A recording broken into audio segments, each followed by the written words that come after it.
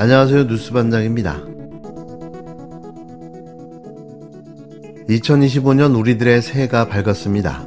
아무쪼록 올 한 해도 무탈하길 기원하며 행복하고 좋은 일만 가득하길 기원드립니다. 새해가 밝았지만 정신나간 내란숙의 윤석열이 구속 기소된 상태에서도 정신을 못 차리고 연일 옥중 헛소리를 짓거려대고 있는데요. 또 자신의 극렬 지지자들을 자극해 두 번째 폭동이라도 노리는 듯 말이죠. 지지층을 결집해 탄핵 위기를 모면하려는 시도지만 이 같은 시도가 의도대로 될지는 미지수인데요. 연일 개수작을 부리고 있는 겁니다. 아직도 자신이 뭘 잘못했는지도 모르고 있는 한심한 내란 속에 이쯤 되면 정말 자신이 벌인 내란이 나라를 구한다는 망상에 빠져 있었던 게 아닌가 싶은데요. 명백한 자기 확신범인 겁니다. 최소한 자신이 저지른 범죄를 인정하고 국민께 사과해야 하는 게 도리가 아닐까요? 하지만 그는 아직도 자기만의 세상에 빠져 허우적거리고 있는 겁니다. 내란 속의 윤석열이 설 연휴 중에도 구치소 안에서 또 여론전을 시작했는데요. 28일 윤석열은 내가 정치인들을 끌어내려 시도하라고 한 적이 있냐라고 반문하며 변호인단을 통해 자신의 반박 메시지를 전했습니다. 이게 거짓이라고 반박할 증인들, 윤석열에게서 직접 국회의원을 끌어내란 지시를 받았던 내란 가담자들이 설 연휴가 끝난 뒤 탄핵 심판의 증인으로 나서는 상황을 대비한 걸로 보여지는데요. 윤석열은 또 청년들을 콕 집어 언급하고 김건희에 대한 걱정도 밝히는 식으로 지지층을 향해 결집을 호소하기도 했습니다. 틈만 나면 뻘짓인데요. 그런데 더 큰 문제는 내란 수계의 이런 입장을 전달하는 언론이 더 큰 문제가 아닌가 싶습니다. 같은 날 윤석열은 구치소에서 석동현 변호사 등 변호인들을 접견했는데요. 그리고 석 변호사를 통해 거대 야당이 지배하는 국회 독재 때문에 나라가 위기라는 걸 알리기 위해 헌법상 권한을 계엄으로 선포했다고 또 떠들어댔습니다. 그러면서 인명사고가 단 한 건이라도 있었냐, 정치인들 단 한 명이라도 체포되거나 끌어낸 적이 있느냐, 이게 어떻게 내란이 될 수 있느냐고 목소리를 높였는데요. 기존 주장을 다시 되풀이한 겁니다. 주권자인 국민에게 호소해서 엄정한 감시와 비판을 해달라는 것이지 야당에 대한 경고가 먹힐 거면 이런 비상계엄을 할 필요가 없습니다. 또 계엄을 오래 유지할 생각이 없었다며 계엄 상태에서 행정사법을 운영할 정치 프로그램도 준비한 적이 없지 않냐고 주장했는데요. 국회의 해제 요구에 따라 바로 해제를 했다고도 강조했습니다. 계엄 선포를 내란이 아니라 헌법 테두리 안에서 이뤄진 일로 포장하려는 건데요. 이미 여러 증언과 수사로 거짓인 게 드러난 주장들입니다. 자기 하나 살겠다고 쫄보 내란숙의 윤석열은 매일같이 거짓말을 하고 있는 건데요. 전 국민이 12.3 계엄 당일 생중계로 국회에 난입한 계엄군을 두 눈으로 똑똑히 지켜봤는데도 말이죠. 대통령께서 비화폰으로 제게 직접 전화를 하셨습니다. 의결 정족수가 아직 다 안 채워진 것 같다. 저한테도 야 국회의원들 끌어내야 하는데 가능하겠냐 이렇게 물어봤었습니다.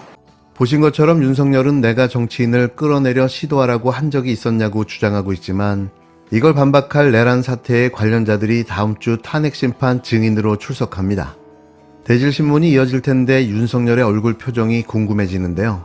벌써부터 흥미진진합니다. 특히 윤석열로부터 이번에다 잡아들이라는 지시를 받았다고 폭로한 홍장원 전 국정원 1차장도 증인으로 나서는데요.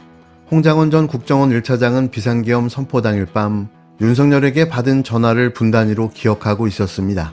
거의 AI급이었는데요. 10시 53분 정도에 대통령께서 전화를 주셨습니다. 이번에 다 잡아들여서 싹 다 정리해라 라고 말씀하셨습니다. 저 대통령 좋아했습니다. 근데 그 명단을 보니까 그거는 안 되겠더라고요. 그런 게 매일매일 일어나는 나라가 하나 있습니다. 어디? 평양. 그런 일을 매일매일 하는 기관 어디? 북한 보위부. 방첩사를 적극 지원하라는 윤석열 지시를 받고 여인영 국군 방첩사령관에게 전화하자 정치인 체포 명단을 한 명 한 명 불렀다고도 폭로했습니다. 다음 달 4일 5차 변론에 홍 전 차장이 직접 출석하는 만큼 내란 숙의 윤석열의 정치인 체포 지시 여부가 핵심 쟁점이 될 전망인데요. 이날은 여인영 사령관도 증언대에 서게 됩니다. 앞서 방첩사 내부에서도 여 사령관이 정치인 체포를 지시하며 김용현 전 국방부 장관이 직접 명단을 불러줬다고 말하는 증언이 나왔는데요. 장관께서 직접 명단을 불러주셨다. 네.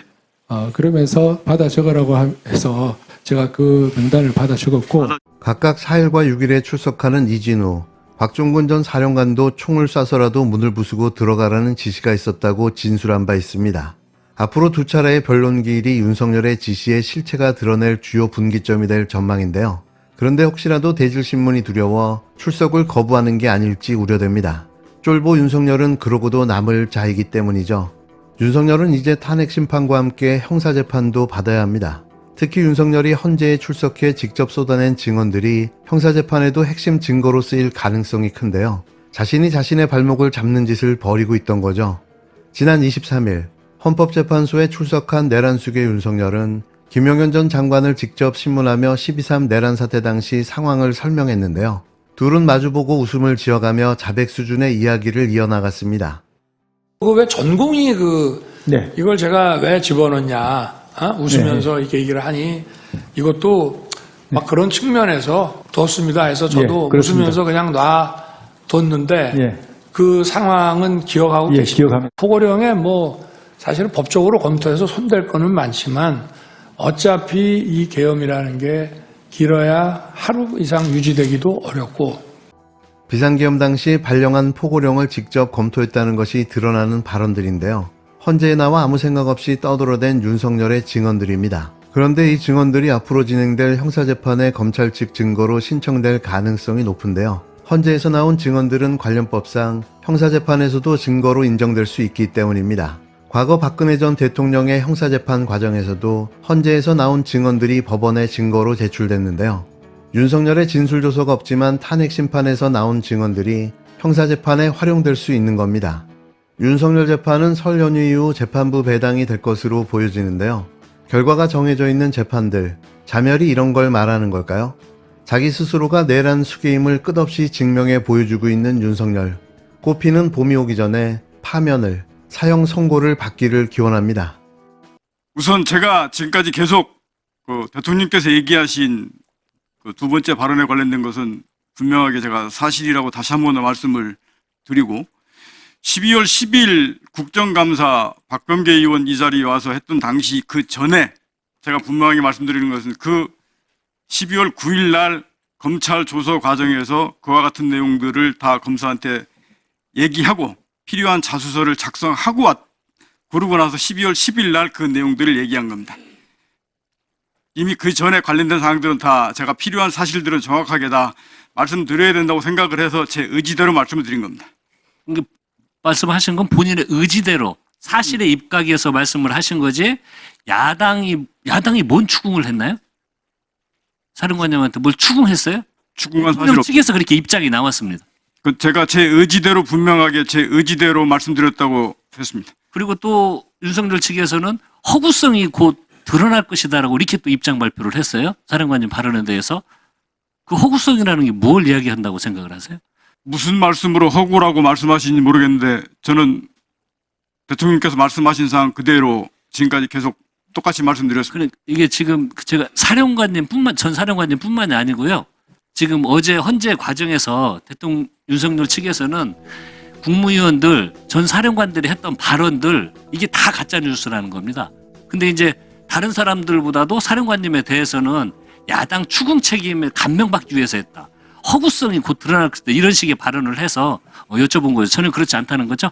예, 그렇습니다. 네, 알겠습니다. 검찰 조사받을 때도 분명하게 제가 이것은 제 스스로 선택해서 얘기하는 거라고 분명히 얘기했습니다.